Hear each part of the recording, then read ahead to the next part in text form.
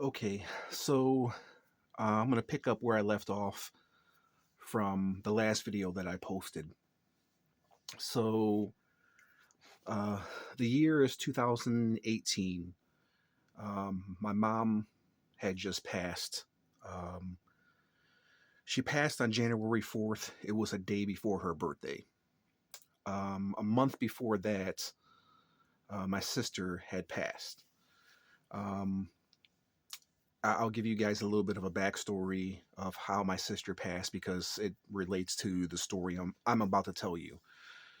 So, my sister was on drugs for a long time, pretty much most of her life. She had a lot of bad experiences growing up, and she resorted to drugs, and then got off of drugs, and then became an alcoholic.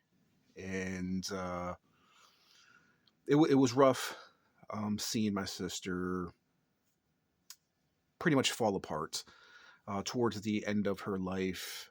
Um, she ended up in a rehabilitation home, kind of a convalescing home, and going to go see her um, at this kind of convalescing home, this retirement home where it's just a lot of older people, and seeing my sister there who was in her 50s pretty much. She was the youngest, probably the youngest person there. Her body was starting to shut down, kidneys, liver, brain function, um, everything. Everything was starting to shut down. And she was only in there because of my aunt um, got her in there because of the last resort to try to get her clean. When she had gotten out, she started drinking again, and then she had passed away. 2 years prior to her passing, I told my sister on the phone, I said, "You keep drinking, you're going to die." And 2 years later, she died. So there's a little backstory of my sister. My mom was my last story that I told. Um, there was a lot of health complications with my mom. I honestly do think that my mom passed because of the weight of my sister's passing. I honestly do believe that my mom had a brain aneurysm. So that's 2018. I'm in distraught. You know, I cried for about a week. Um, I told you the story where I heard my mom's voice speak to me, say that everything was going to be okay. Um, and it really wasn't, because I had to take over my mom's house at this time. I didn't have a steady job.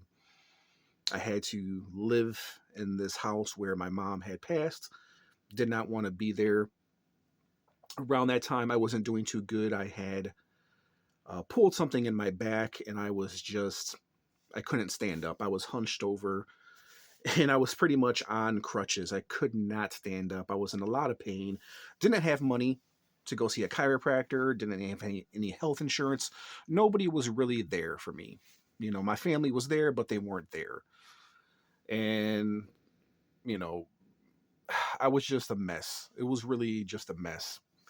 And I had to wait pretty much a year, almost a year, in order to sell this damn place so I can get out of this house, because I didn't want to be here anymore. So I ended up selling the house. I eventually um, bought this trailer, cash money, money that I had gotten from this house, from my mom's house.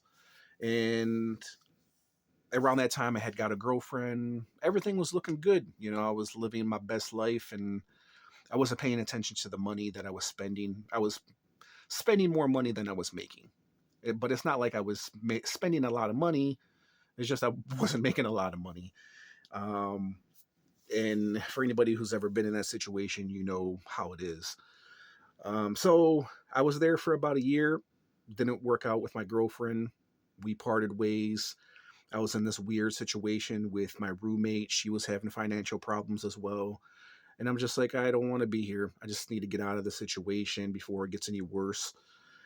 And then so around that time, I had uh, left and I started working for this huge company, which shall remain nameless for this video because it's already huge. Just think of the biggest company in the world, or one of the biggest companies in the world. I end up working for. Around that time, I needed to move. I couldn't afford where I was staying anymore. Um, and so I decided to go to my realtor. My realtor, when a realtor, when you're selling a trailer, you don't go to a regular realtor who sells houses. You go to a realtor that sells trailers. And there's people out there who sell trailers. And I forget the gentleman's name, but we'll just call him Mike for the sake of this story. So I went to Mike and I told him how much I want to get for this trailer. And he looked at me and he said, "You're crazy. You're not going to get that much money for this place." And I'm like, "Yeah, I need it. I think I am."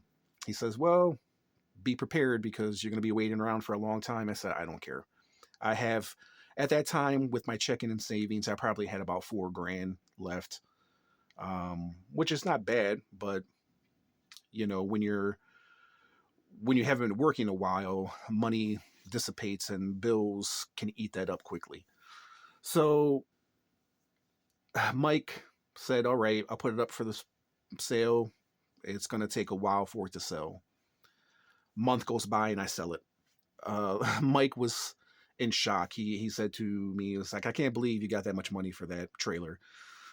Like, it happens. So here's where the story gets interesting. So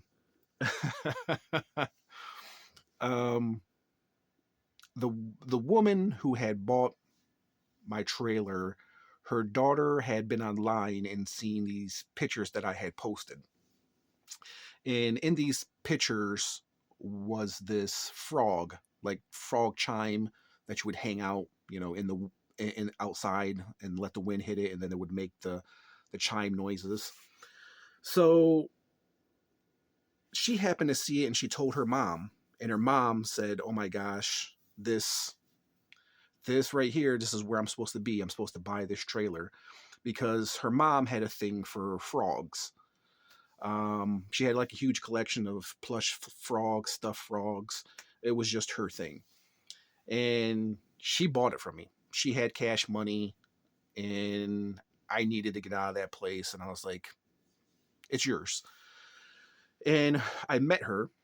And here's the crazy part: when I had met her, she told me her story.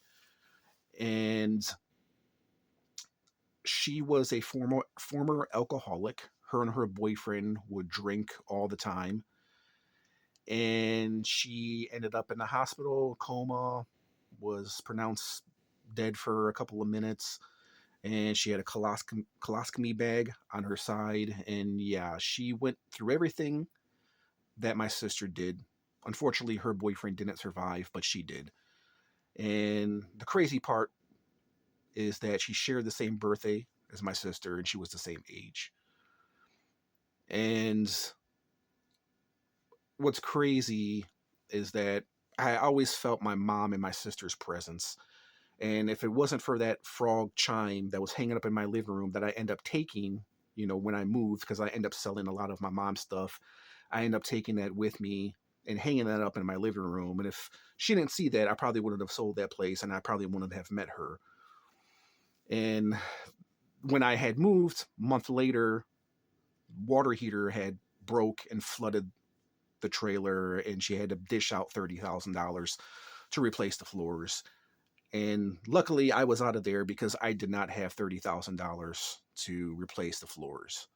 And I've always felt that my mom and my sister were looking out for me, and I felt their presence at that point. You know what I mean? I honestly felt like, okay, there's something more to this life, and I'm not a religious person by any means, um, but I honestly do believe, whether there's an other side or not, I honestly do believe your loved ones do watch over you and do look out for you.